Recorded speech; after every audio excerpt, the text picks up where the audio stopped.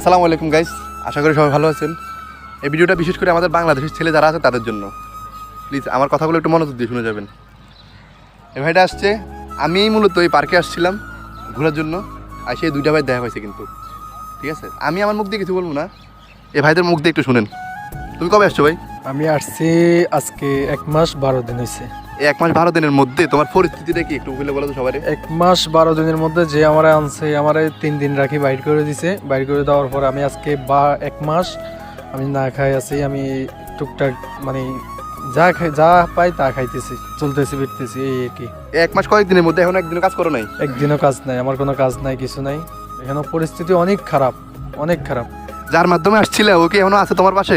না না, ও আমার কাছে নাই। কয়দিন ছিল তোমার কাছে? 3 দিন ছিল, 3 দিন। 3 দিন পরে তোমার থেকে আলাদা করে দিছে? জি, তা আলাদা করে দিছে আমারে। ওর সাথে কি এখন যোগাযোগ আছে? না না, কোনো যোগাযোগ নাই। আচ্ছা, শুনছেন তোর কথা? এরপরে জানবো বের কাছে। ভাই আপনি কবে আসছেন? ভাই আমি আছি 5 মাস।